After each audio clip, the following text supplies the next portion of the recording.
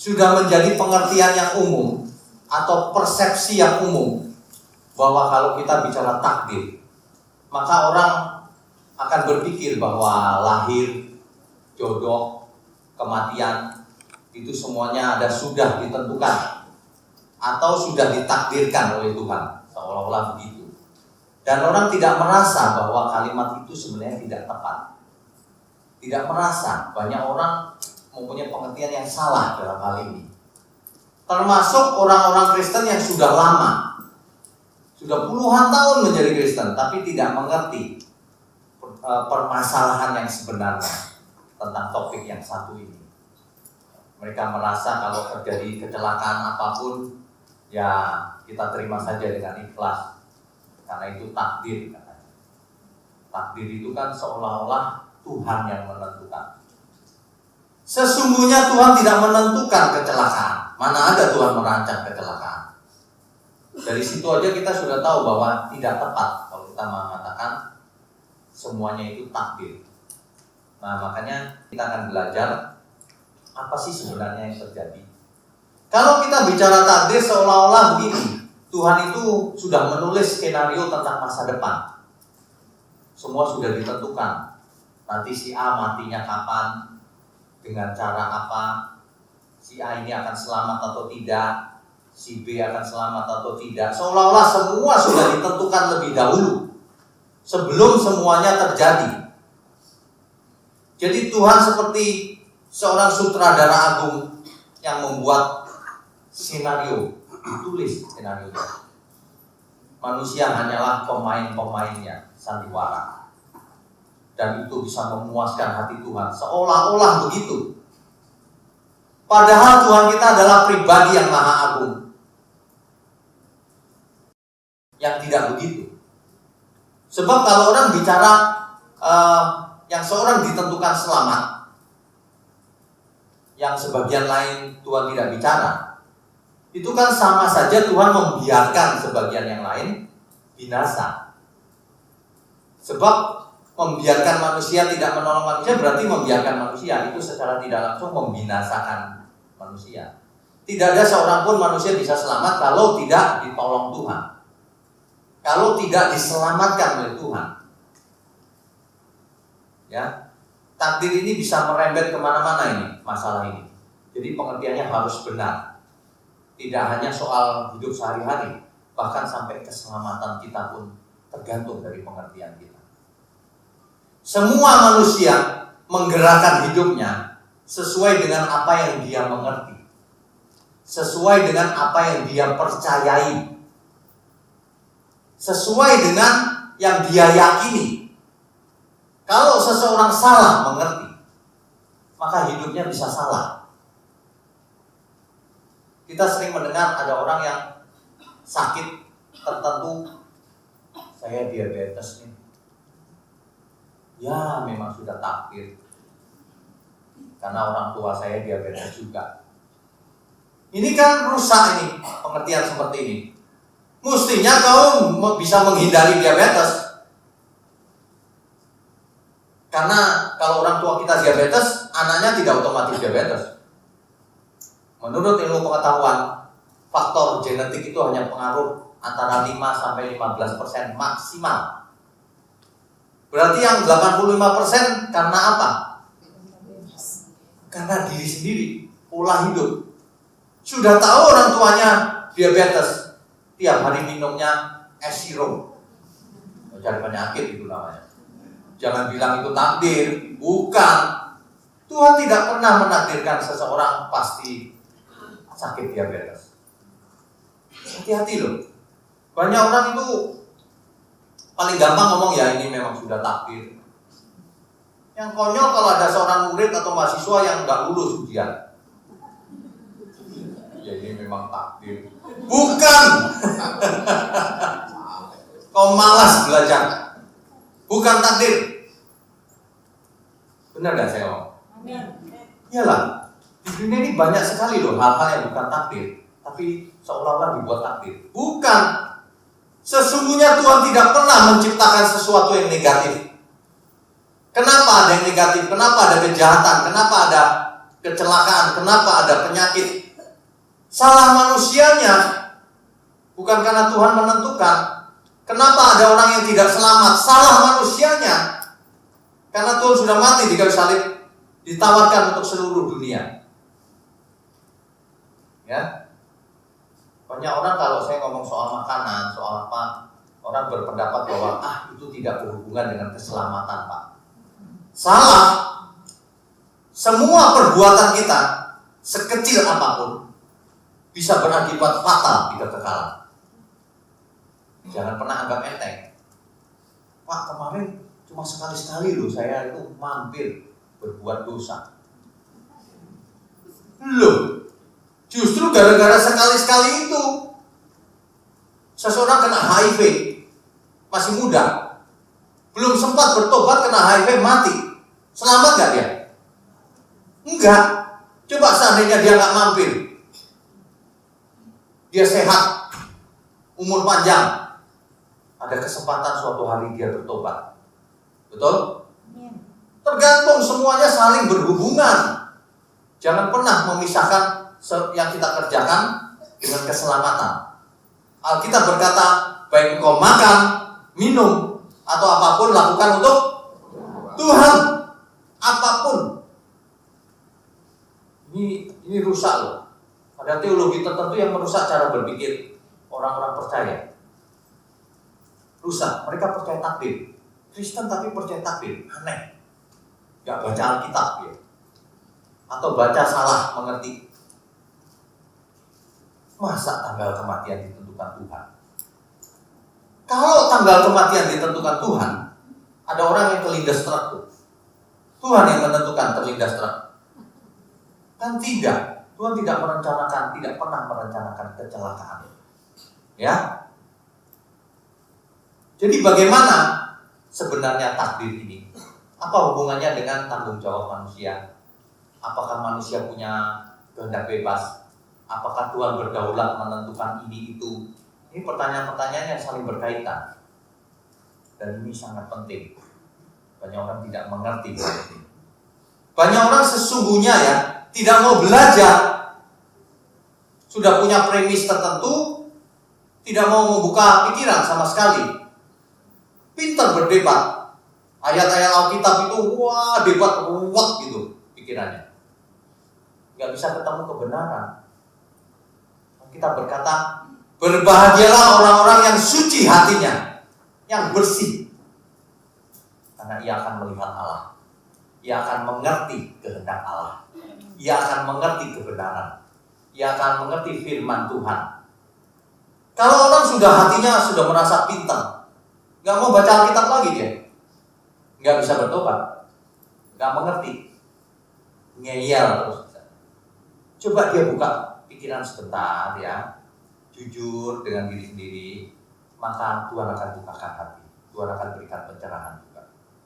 Ada amin ya. Pokok yang pertama yang kita mau diskusikan adalah kedaulatan Allah. Sesungguhnya Allah itu berdaulat penuh. Ingat, penuh, mutlak, tidak sebagian, mutlak. Kitab Kejadian yang pertama. Pada mulanya Allah menciptakan langit dan bumi. Langit dan bumi. Tentu saja dengan segala isinya. Tentu saja dengan segala hukum yang berlaku di dalamnya. Itu Tuhan yang tentukan loh.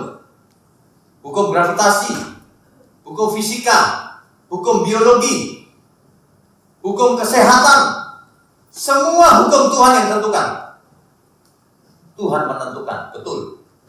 Benar sekali. Bahkan Tuhan menentukan bagaimana manusia itu. Oh, matanya 2 di depan. Gak bisa orang pilih, saya mau satu lagi Pak di sini. Supaya gak butuh spion. Kelihatan juga dari belakang. Gak bisa, itu kedaulatan Tuhan. Itu keputusan Tuhan. Itu takdir. Tuhan yang menentukan bahwa manusia itu matanya 2, bahwa manusia itu hidungnya 1, ya, adanya di sini, bukan di telapak kaki. Di Di telapak kaki jadi seperti apa itu? Ya, jadi Tuhan menentukan langit dan bumi, rancangannya seperti apa, desainnya seperti apa, dan segala aturan hukum yang berlaku di dalamnya, termasuk hukum rohani yang berlaku. Barang siapa menabur, dia menuai. Kalau orang menabur, dia pasti menuai. Kalau orang tidak menabur, dia tidak boleh menuai. Itu hukumnya. Yang ditabur kebaikan, dia menuai kebaikan. Yang ditabur kejahatan, dia menuai kejahatan. Itu hukum rohani, dan itu sama baik di bumi maupun di langit. Tuhan itu konsisten dengan segala hukumnya. Bahkan dirinya sendiri tidak mau melanggar hukumnya sendiri. Tuhan integritasnya sempurna. Amin. Tuhan tidak mungkin membuat suatu hukum ini berlaku buat manusia, tapi tidak berlaku buat bumi. Tidak mungkin, karena Tuhan sempurna, pribadinya sempurna, integritasnya sempurna. Ya, nah, kalau demikian, berarti semua ditentukan, Pak. Tuhan memang membuat takdir, dong. Nanti dulu. Tuhan menentukan apa? Apa yang tidak ditentukan oleh Tuhan? Apa yang ditentukan? Harus tahu persis apa yang ditentukan Tuhan, apa yang tidak ditentukan oleh Tuhan. Taunya dari mana? Dari Alkitab. Taunya lagi dari mana? Dari fakta sehari-hari kita lihat. Kebenaran itu pasti sesuai dengan fakta. Kalau tidak sesuai dengan fakta, bukan kebenaran. Dan sesuai Alkitab, karena Alkitab selalu sesuai faktanya. Alkitab bukan kitab fiksi. Alkitab itu kitab fakta. Ada amin? Kalau sudah nggak setuju di situ, ya percuma dilanjutkan. Ini clear, nggak bisa dibantah. Yang saya katakan kan fakta ya. Oke. Jadi kalau Alkitab berkata bahwa segala sesuatu yang di bumi, di langit, baik yang kelihatan maupun yang tidak kelihatan, diciptakan oleh Dia. Memang Tuhan menentukan hal itu. Tetapi yang ditentukan adalah rancangannya, hukumnya. Ya, coba kita baca dulu Kolose 1 ayat 16. Karena di dalam Dialah telah diciptakan segala sesuatu yang ada di surga dan yang ada di bumi, yang kelihatan dan yang tidak kelihatan, baik singgasana maupun kerajaan, baik pemerintah maupun penguasa. Segala sesuatu diciptakan oleh Dia dan untuk Dia. Memang Tuhan menciptakan segala sesuatu. Untuk siapa? Untuk Dia. Untuk kemuliaannya. Bukan supaya ciptaan itu memuliakan diri sendiri. Bukan supaya ciptaannya punya agenda sendiri. Tetapi supaya semua diarahkan ke Tuhan. Itu rancangan Tuhan. Desainnya Tuhan begitu, aturan mainnya. Itu aturan main yang Tuhan buat. Tidak ada seorang pun bisa merubah atau keberatan. Karena Tuhan berdaulat penuh. Ya, itu clear banget, tidak ada yang tidak setuju tentang hal itu. Tuhan berdaulat penuh. Jadi kalau demikian, masalahnya balik lagi. Apakah Tuhan menentukan semuanya sampai-sampai manusia itu harus berjalan ke kiri atau ke kanan? Tuhan juga tentukan. Sampai-sampai ini tangan bergerak pun digerakkan dari surga, seperti pakai remote control. Nah, ini inti masalahnya ada di situ. Inti masalahnya sebenarnya di situ. Kita mesti pakai Alkitab, tidak boleh pakai perasaan. Sebab ada orang yang kalau saya tanya begitu, ini tangan kita bergerak, siapa yang menggerakkan? Tuhan. Oh, oke. Bapak Ibu datang ke sini, siapa yang menggerakkan? Tuhan. Bapak Ibu belajar Alkitab itu siapa yang menggerakkan? Tuhan. Bapak Ibu ada yang selingkuh, siapa yang menggerakkan? Ayo. Pernah buat salah gak? Semua orang pernah buat salah, bukan? Siapa yang menggerakkan? Berani ngomong Tuhan. Gak konsisten kan? Banyak manusia itu gak konsisten. Saya gak tahu kenapa ya. Keras kepala kalau diajarin. Merasa pintar. Padahal ya, gelar doktor aja belum tentu pintar. Sok tahu ya. Ini bukan berarti kita nggak boleh punya gelar doktor, bukan. Kalau punya gelar jangan sok tahu. Dasarkan semuanya pada Alkitab. Hatinya yang bersih, suci, supaya bisa mengerti kebenaran. Kalau nggak bisa ngerti. Saya perhatikan banyak orang gelarnya udah tinggi-tinggi nggak ngerti kebenaran yang sederhana. Ya. Contoh, kita pakai contoh Alkitab. Di dalam kisah awal kejatuhan manusia, sebelum manusia jatuh dalam dosa, Kejadian 1 ayat 28, Allah memberkati mereka, lalu Allah berfirman kepada mereka, beranak cuculah. Siapa yang diperintah? Manusia. Beranak cucu juga di remote control oleh Tuhan. Manusia yang diperintah. Dan bertambah banyak, penuhilah bumi dan taklukkanlah itu. Siapa yang diperintah? Taklukkan. Bukan Tuhan yang merimut kontrol supaya manusia menang. Bukan. Taklukkan, kau usaha, kerja. Berkuasalah atas ikan-ikan di laut dan burung-burung di udara, dan atas segala binatang yang merayap di bumi. Dari kitab Kejadian 1 ayat 28 ini kita mendapatkan apa?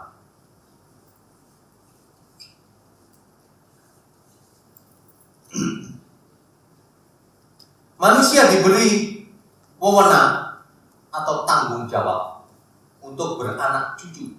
Betul? Untuk menaklukkan bumi dengan segala isinya. Kalau kita baca Alkitab, harus pakai akal budi kan? Atau gak usah? Ada ajaran-ajaran yang salah, sesat itu. Kalau baca Alkitab jangan pakai otak, Pak. Kalau gak pakai otak, pakai apa? Manusia itu dibedakan, punya akal budi, pikiran, perasaan, dan kehendak. Harus dipakai semuanya untuk kemuliaan Tuhan. Kalau ada orang yang ngomong begitu, Pak, kalau ke gereja jangan pakai otak, Pak. Jangan dengerin dia, jangan balik ke dia lagi. Sesat ya. Kita berkata, kasihlah Tuhan Allahmu dengan segenap hatimu, segenap jiwamu, segenap akal budimu, segenap kekuatan, dan tentu saja dengan segenap yang ada pada kita. Amin. Itu perintah loh. Kalimat perintah itu artinya apa? Artinya kita diberi tugas. Kalau kita diberi tugas, artinya kita makhluk yang independen atau yang di remote control, yang bebas. Itulah sebabnya seseorang bisa memberontak, tapi bisa juga taat. Ini sederhana banget, begini aja gak mengerti. Saya heran. Nanti pakai ayat sana sini. Kau salah pasti, meskipun pakai ayat. Salah interpretasi ayat, bukan salah ayatnya. Karena kalau kita baca Alkitab harus Alkitabiah. Tidak boleh ayatiah. Harus sesuai konteks. Banyak orang baca Alkitab pilih-pilih ayat. Ini Pak, Tuhan yang menentukan. Padahal banyak sekali ayat Alkitab. Taklukkan. Perintah kalimatnya. Kau harus menang. Kau jangan panas hatimu. Kau jangan berbuat dosa, bertobatlah. Kita begitu kok, di tip X sama dia, ayat-ayat begituan. Pura-pura gak ada. Ya, itu pasti ada maksud tertentu supaya teorinya dia dianggap benar. Manusia sesungguhnya diberi tanggung jawab. Kalau diberi tanggung jawab, artinya suatu hari akan dimintai pertanggungan jawab. Artinya suatu hari bisa dihakimi. Bisa nggak manusia nggak punya kehendak bebas di remote control lalu dihakimi? Nggak bisa dong. Bagaimana ini logika orang-orang ini? Nggak bisa. Bagaimana mungkin orang yang tidak bisa memutuskan dirinya sendiri, tidak bisa memilih, tapi dipersalahkan? Parah. Kejadian 2 ayat 15. Tuhan Allah mengambil manusia itu dan menempatkannya dalam Taman Eden. Untuk apa? Untuk mengusahakan dan memelihara taman itu. Manusia diberi tanggung jawab mengusahakan dan memelihara taman itu dengan kemampuan yang ada. Nah sekarang begini aja. Kejadian 2 ayat berapa tadi? 15.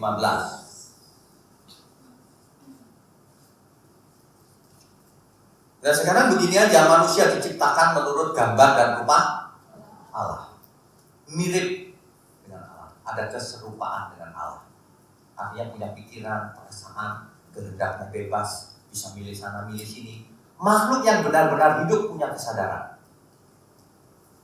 Jadi manusia punya kehendak bebas. Dari situ kita sudah tahu rohnya roh Allah. Dihembus dari Allah. Itu sebabnya roh dari Allah ini diingini Tuhan dengan cemburu, supaya suatu hari tidak ke tempat lain, tapi kembali kepada penciptanya. Kembali bukan di remote control. Setiap orang akan dihakimi menurut perbuatannya. Itu di Alkitab semuanya begitu. Tidak hanya melalui imannya. Kalimatnya eksplisit. Oh baca Alkitab gak sih? Tidak hanya melalui iman. Kalau iman tok tanpa perbuatan itu iman palsu. Itu didebati terus tiap hari saya pusing. Iman tanpa perbuatan itu aja kok didebati. Iman tanpa perbuatan ya bukan iman, udah begitu aja. Yang ini menurut apa? Perbuatan. Kenapa? Karena imannya harus ditampilkan dalam perbuatan. Itu bukan berarti perbuatan menyelamatkan, bukan. Itu aja kok gak ngerti ya. Tuhan Yesus mati di kayu salib menebus dosa, tapi bukan berarti setelah ditebus bisa mau berbuat seenaknya sendiri. Banyak orang ngotot keselamatan karena anugerah Pak. Itu buktinya penjahat di samping Yesus belum sempat berbuat baik sudah selamat. Jadi lu mau jadi penjahat maksudnya. Jadi mau bertobat sebelum mati. Waduh, setiap orang mendadak stroke hilang nih kesadaran. Gak sempat bertobat. Jangan main-main. Lagi pula kalau bertobatnya sebelum mati, tidak bisa berbuat apa-apa untuk menyenangkan Tuhan.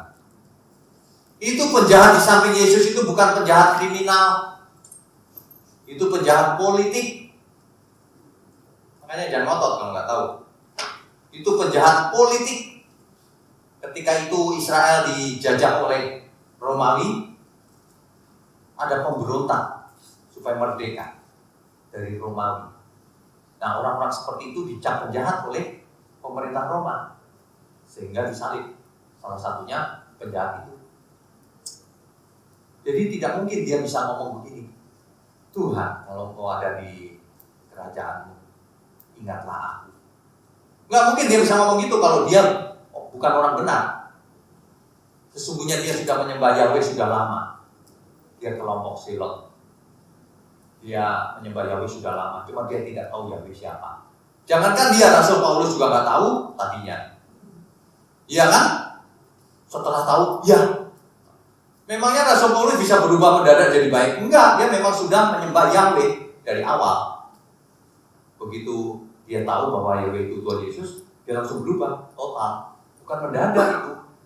Sudah ada modalnya. Sama dengan penjahat ini. Jadi jangan niru penjahat ini. Bukan penjahat. Bertobat itu mulai sekarang, mumpung masih sehat. Kita semua diberi kehendak bebas. Mau hidup seperti apa? Bapak Ibu kesini ada yang maksa? Kan nggak ada ya. Digerakkan oleh siapa?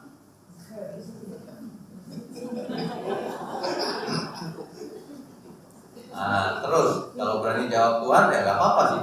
Nanti saya tanya terus. Kemarin marah-marah ngomong nggak bener, digerakkan siapa? Sesungguhnya manusia itu punya kesadaran, punya kemampuan untuk memilih apa yang baik atau tidak. Punya kemampuan, ya. Nah, fragmen jatuhnya manusia ini mengisahkan hal itu.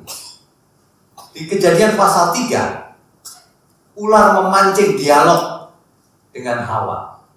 Kejadian pasal 3 memancing dialog. Ini secara cepat aja ya, nanti di rumah dibaca lagi. Ular berkata begini, tentulah Allah berfirman, semua pohon dalam taman ini jangan kamu makan buahnya, bukan? Dipancing kan Hawa. Padahal Allah nggak ngomong begitu, Tuhan. Nggak boleh dimakan kan semuanya? Kalau nggak boleh dimakan, dimakan apa? Itu sengaja loh, ular itu licik memang. Hawa terpancing. Boleh, cuma sayang Hawa tidak teliti. Boleh, kecuali itu tuh yang di tengah tuh. Pohon pengetahuan baik dan jahat itu nggak boleh dimakan dan diraba, ditambahi diraba lagi sama Hawa. Padahal nggak ada itu kata-kata itu. Si setan akhirnya terus terang, sesungguhnya kamu nggak mati kok kalau makan buah itu. Kamu akan jadi seperti Allah. Hawa mikir-mikir, iya juga ya, enak juga ya. Lagi pula buah ini sedap dipandang dan menarik. Lagi pula memberi pengertian. Apa salahnya? Hawa benar-benar tidak taat. Kenapa? Karena Tuhan sudah memperingatkan sebelumnya. Jangan kamu makan buah itu. Nanti kamu mati, dimakan juga. Siapa yang menggerakkan? Dirinya sendiri. Masa Tuhan yang menggerakkan? Dirinya sendiri. Itulah sebabnya suaminya Adam dibujuk juga sama Hawa. Siapa yang menggerakkan Hawa membujuk suaminya? Tuhan. Dirinya sendiri. Termasuk Adam. Adam mengambil keputusan. Entah kenapa Adam juga mengambil keputusan. Itu dirinya sendiri yang memutuskan. Makanya mereka harus menanggung akibatnya. Sebab kalau itu tidak berasal dari dirinya, Tuhan yang mentakdirkan semua itu, maka nggak bisa dihukum dong. Alangkah konyolnya kalau itu digerakkan oleh Tuhan, ditentukan oleh Tuhan bahwa Adam pasti jatuh dalam dosa, lalu dihukum. Tapi ada saja teolog yang berkata begitu. Memang itu ditentukan Tuhan supaya jatuh dalam dosa dan dihukum Tuhan. Memang semuanya sandiwara dalam benak orang-orang tertentu itu. Sebenarnya semua ini skenario Tuhan, tapi nggak mau ngomong sandiwara. Itu skenario Tuhan, itu rencana Tuhan. Kelihatannya rohani. Salah. Tuhan macam apa itu? Kepribadian macam apa itu yang menentukan orang jatuh dalam dosa? Dan itu tidak sesuai dengan Alkitab. Alkitab sesungguhnya berkata Allah tidak menginginkan seorang pun binasa. Amin. Dan itu logis sekali. Gak mungkin Tuhan bermain-main seperti sandiwara. Untuk apa? Ya. Nah inilah yang orang banyak salah mengerti di sini. Padahal Alkitab berkata dari kitab Kejadian sampai Wahyu, semuanya mengatakan, mengindikasikan dengan jelas bahwa manusia bisa memilih keputusannya sendiri. Tapi harus menanggung akibatnya. Kalau keputusannya benar, dia mendapatkan kebenaran. Kalau keputusannya salah, dia akan mendapatkan hukuman atau sanksi. Itu hukum rohani. Jangan dirubah-rubah. Tuhan itu selalu memperingatkan kan manusia, selalu memberi petunjuk, selalu mengajari, selalu mendidik orang yang mau dididiknya. Kalau orang yang tidak mau dididiknya, ditolak oleh Tuhan. Tuhan tidak murahan. Contohnya Hosea 4 ayat 6. Umatku binasa. Siapa yang binasa? Umat Tuhan. Umat Tuhan itu artinya apa? Tuhan yang memilihnya, Tuhan yang menentukan, Tuhan yang mentakdirkan, yang membuat takdir bahwa umat Tuhan yang ini. Sudah Tuhan loh yang buat takdir. Ini kutakdirkan jadi umatku nih yang ini. Bisa binasa kan? Ternyata yang ditentukan Tuhan pun bisa binasa. Yang dipilih Tuhan loh. Umatku binasa. Kenapa sebabnya binasa? Karena tidak mengenal Allah. Kok bisa umat Tuhan tidak mengenal Allah? Sudah dipilih Tuhan, sudah. Kita umat pilihan, yes, amin. Tapi bisa tidak mengenal Allah, kenapa? Coba dibaca yang jujur. Karena engkaulah yang menolak pengenalan itu. Siapa yang menolak? Manusianya. Jadi manusia bisa menolak loh tawaran Tuhan. Ini ayatnya jelas. Itu perjanjian lama, Pak. Jangan salah. Tetap berlaku.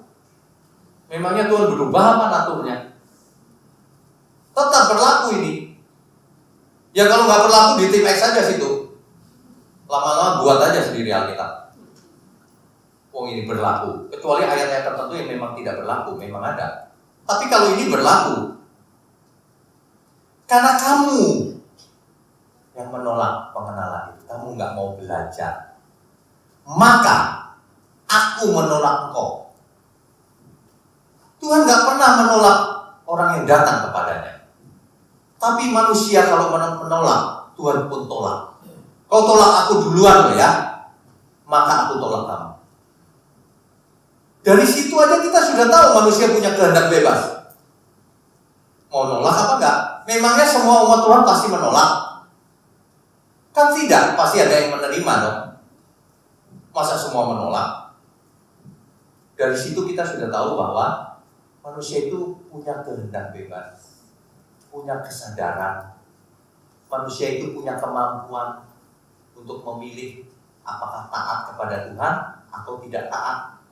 Sebelum jatuh dalam dosa, manusia belum punya natur dosa. Manusia mestinya bisa taat, tapi rupanya manusia memilih tidak taat, sehingga manusia mempunyai natur dosa. Setelah jatuh dalam dosa, apakah manusia kehilangan kehendak bebasnya? Setelah jatuh dalam dosa,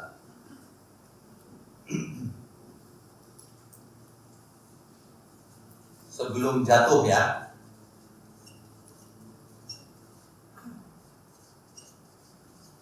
kehendak bebas jelas itu ada.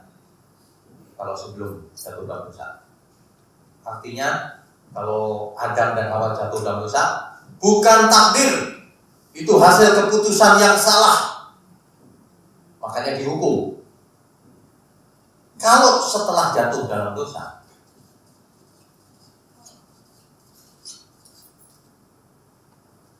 setelah jatuh bagaimana? Ada yang berpendapat setelah jatuh udah punya kehendak bebas Pak, dulu punya. Kita balik lagi ke Alkitab, jangan sok tahu kan? Kita balik lagi ke Alkitab. Alkitab baca saja itu setelah jatuh dalam dosa. Apa yang diperbuat oleh Kain? Apa yang diperbuat oleh Kain? Kain persembahannya tidak diperhatikan Tuhan, tidak diterima. Lalu hatinya sangat panas dan muram. Apa kata Tuhan? Hatinya sangat panas dan muram. Apa kata Tuhan? Kalau hatimu panas dan muram, dosa sudah mengintip di depan pintu dan nanti melahirkan maut itu. Tuhan memperingatkan loh sebenarnya, Kain jangan panas, kira-kira gitu. Tapi Kain melampiaskan hatinya kepada adiknya, dibunuhnya adik. Siapa yang menggerakkan Kain? Dirinya sendiri, masa Tuhan yang buat skenario? Kenapa Tuhan peringatkan Kain? Kain, kamu harusnya gak panas hati ini. Karena Kain harusnya bisa diperingatkan. Kalau gak bisa diperingatkan, ngapain Tuhan ngomong begitu? Ini bukan sandiwara loh. Ini masalah serius ini. Makanya manusia jelas punya kehendak bebas meskipun jatuh dalam dosa. Itu jelas sekali, gak bisa dihindari. Ya, tidak bisa dihindari. Dan itu berlangsung terus. Buktinya apa? Apakah setelah jatuh dalam dosa semua manusia rusak? Rusak total, gak bisa ngapa-ngapain gitu? Tidak ternyata. Lagi-lagi kita harus balik terhadap Alkitab. Kalau kita ngomong kehendak bebas itu artinya apa sih? Nah ini definisinya kita harus setuju dulu. Sebab kalau definisinya nggak sama, percuma kita ngomong diskusi. Apa sih kehendak bebas? Kehendak bebas manusia itu bukan berarti begini, manusia boleh berkehendak sebebas-bebasnya. Bukan itu maksudnya. Kehendak bebas manusia itu artinya manusia punya kesadaran dan kemampuan untuk menentukan pilihan-pilihan hidupnya. Tentu saja pilihannya yang tersedia, sebab tidak semua orang punya pilihan tersedia. Tapi kalau pilihan itu tersedia di depan matanya, yang bisa dia lakukan, dia bisa memilih. Gitu loh. Itu maksudnya kehendak bebas. Jadi manusia tidak diciptakan seperti robot. Manusia bukan robot biologis. Ada yang berpendapat begini, manusia itu merasa sadar, Pak. Dia nggak tahu dia digerakkan. Balik lagi. Kalau begitu masalahnya di pribadi Tuhan. Tuhan bersandiwara. Tidak mungkin Tuhan bersandiwara. Ini masalah serius ini. Ini masalah manusia selamat atau tidak. Tuhan menginginkan semua jangan ada yang binasa. Kalau binasa itu bukan keinginan Tuhan. Tuhan tidak berkehendak satupun manusia binasa. Tapi kalau manusia biar binasa karena pilihannya sendiri. Faktanya kita punya kesadaran. Faktanya kita semua hari ini ada di sini bukan karena digerakkan siapapun, termasuk dipaksa oleh Tuhan. Kita kesini karena kita memberi diri kepada Tuhan. Tuhan, aku mau belajar. Mau belajar Tuhan. Amin ya. Sebab kalau semua ditentukan Tuhan, kita nggak ada istilah pemuritan. Istilah murid sendiri mengandung pengertian apa? Bertanggung jawab untuk belajar, bukan ditentukan atau ditakdirkan. Ada murid yang nggak lulus sekolah, takdir memang jadi orang bodoh. Bukan, itu kau malas belajar, kau menyia-nyiakan waktu. Makanya orang yang salah tidak bisa menyalahkan siapapun karena dia sadar. Ada loh orang ngomong begini, selingkuh lalu ngomong, aku khilaf, Pak. Maksudmu khilaf itu apa ya? Nggak sadar waktu buat dosa. Itu sadar 100%. Bahkan 1000%. Kan sudah diperingatkan. Pura-pura nggak sadar. Khilaf lagi. Itu cari alasan. Nggak ada alasan salah, ya salah. Mengaku, aku bersalah. Jangan bilang khilaf. Apalagi yang alasannya sekali-sekali. Loh kok sekali-sekali? Kadang-kadang ya orang gara-gara sekali-sekali itu mati dia. Bisa begitu loh. Jangan. Hidup ini rentan. Kita jaga kesehatan aja tetap bisa terserang penyakit. Bisa. Karena dunia ini sudah tidak sempurna. Kita jaga kesehatan semaksimal mungkin. Tapi kalau itu pun kita dipanggil pulang ya sudah. Tapi alangkah konyolnya kalau orang tidak jaga kesehatan, sakit ngomongnya takdir. Orang Kristen lebih konyol lagi. Mau makan, berulang-ulang ilustrasi ini saya ulang. Mau makan, makannya sate kambing 30 tusuk, sate babi 20 tusuk, nasi putihnya setumpuk, nggak kelihatan lagi saking banyak lauknya. Dia tahu sih sebenarnya ini nggak sehat. Tahu loh, emangnya nggak tahu? Tahu. Kenapa dimakan? Jangan ngomong khilaf ya. Itu bukan khilaf. Yang konyol itu begini, supaya aman ditumpangi tangan. Aku imani dalam nama Tuhan Yesus. roh-roh penyakit usir keluar. Roh penyakit lagi. Padahal dirinya sudah kena penyakit macam-macam. Kolesterol, tekanan darah tinggi, asam urat, ambeien, semua sudah diborong. Demi makanan, dia bisa lo pakai nama Tuhan Yesus. Usir kolesterol, gak bisa. Kolesterol senyawa kimia, gak bisa diusir. Usir asam urat, gak bisa. Barang siapa menabur dia menuai, kata Tuhan Yesus. Wajah aku mau melanggar hukumku sendiri ya. Enak aja. Itu dua kesalahannya fatalnya. Ketiga malah. Satu, iman dipergunakan untuk sewenang-wenang, keinginannya sendiri. Kedua, dia pakai nama Tuhan untuk memuaskan kedagingannya. Itu kedagingan.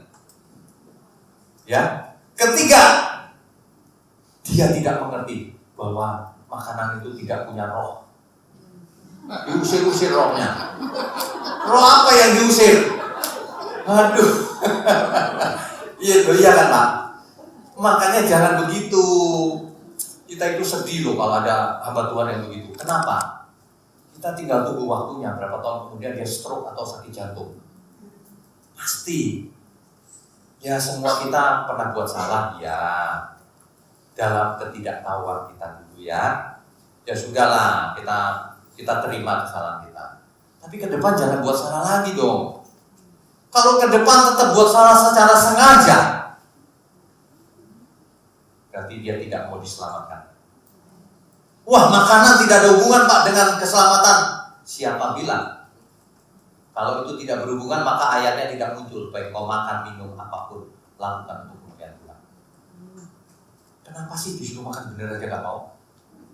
Aneh manusia ini. Kenapa sih disuruh kelakuan bener aja mencari pembenaran terus?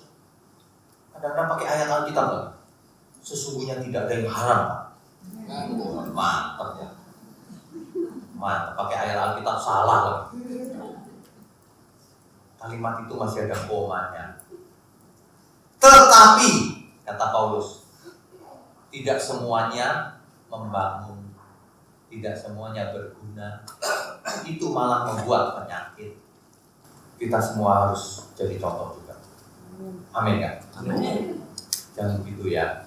Kalau pengen boleh sedikit aja. Sedikit aja dikunyah-kunyah, jangan ditelan ya.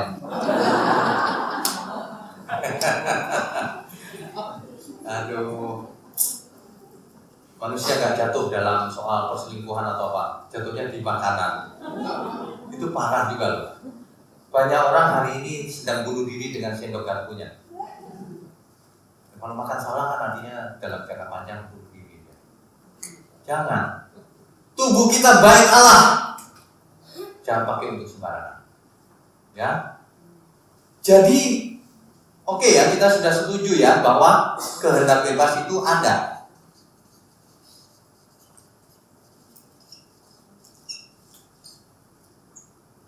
Kalau seseorang tidak setuju bahwa kehendak bebas itu ada, konsekuensinya panjang. Konsekuensinya panjang. Dia tidak mengerti apa yang dia katakan. Kalau seseorang tidak punya kehendak bebas atau semuanya karena takdir atau skenario dari surga, apa akibatnya? Akibatnya seseorang tidak bisa mencintai Tuhan dengan tulus. Bagaimana mau mencintai? Sudah ada skenario-nya.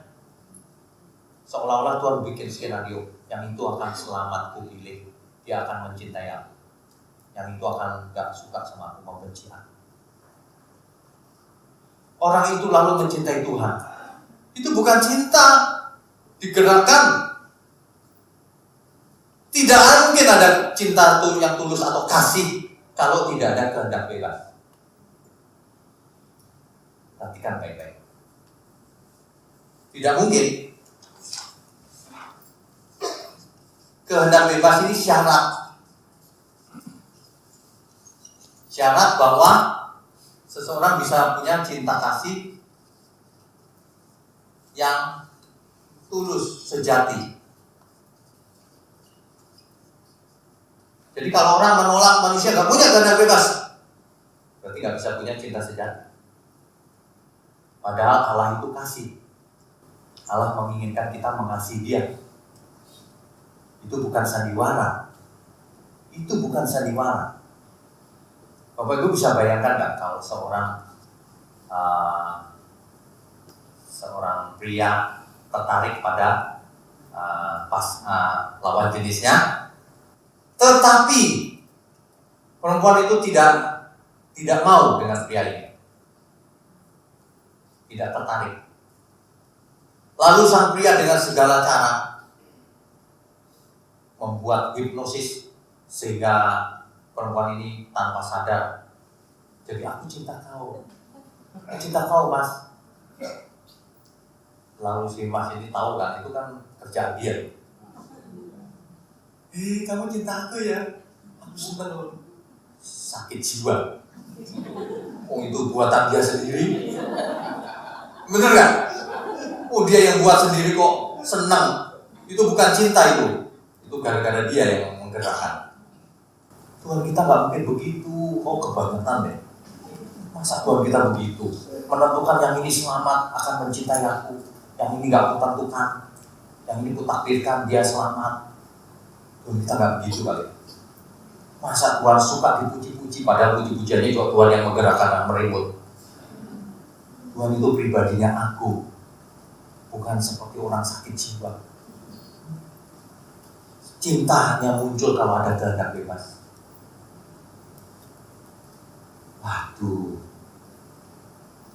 kenapa ya pasanganku ini kok suka sama aku ya? Nah, aku gak kaya loh. Dia mestinya bisa nolak loh. Dia mestinya bisa dapat yang lebih hebat dari aku. Tapi dia pilih aku. Itu pasti cinta sejati. Mantap ya? Kita pilih Tuhan karena kita memang mau cinta Tuhan, bukan karena digerakkan Tuhan. Karena kita memiliki cinta yang tulus sama Tuhan. Ada amin? Amin. Kita bingung dengan Tuhan. Ini yang pertama ini, cinta kasih.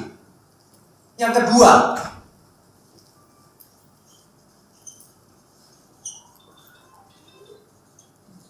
penghakiman.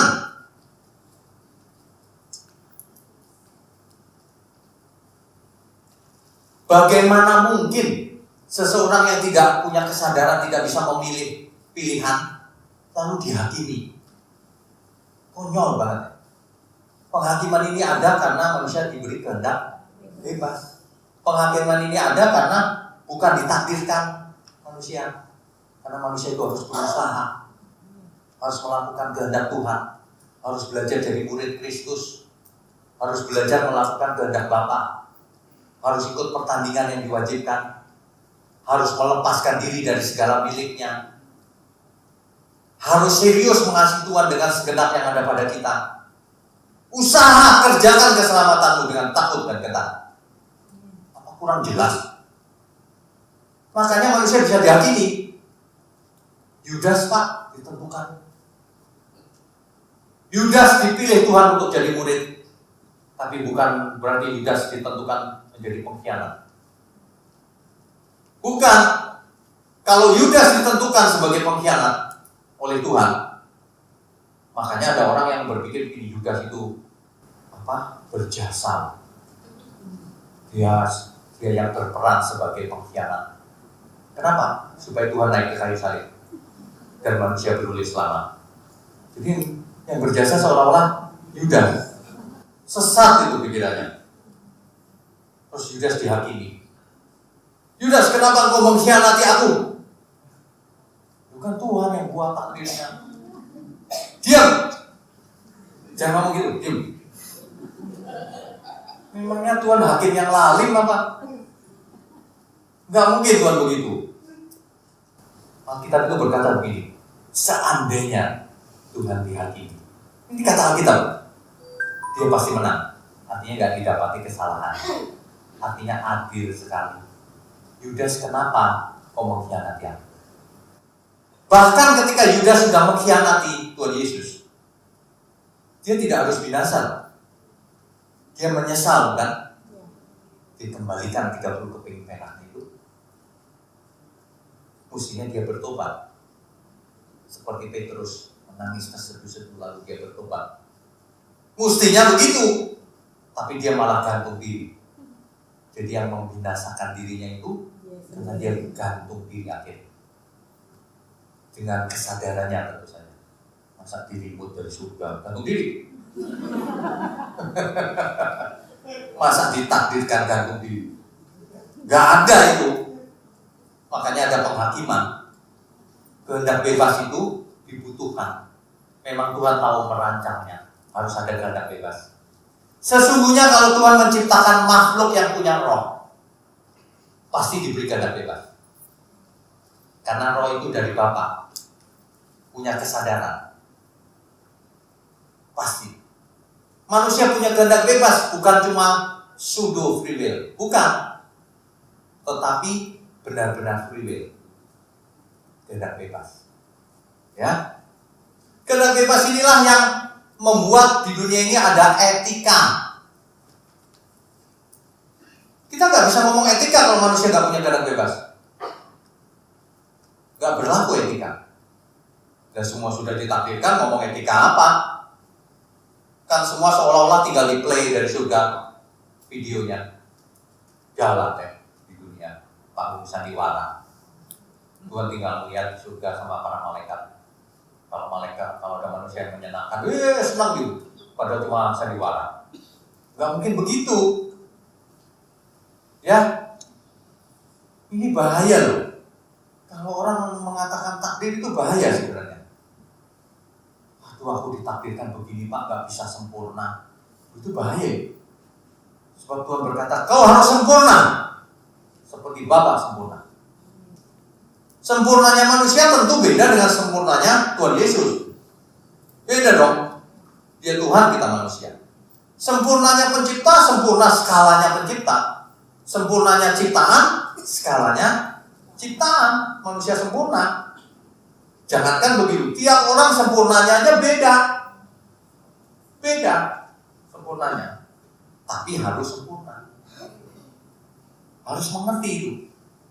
Sempurna itu matang. Sempurna itu maksimal untuk Tuhan. Sempurna itu semua yang ada pada kita dipersembahkan untuk Tuhan. Itu sempurna. Hidupnya tidak bercacat, tidak bercela. Itu sempurna.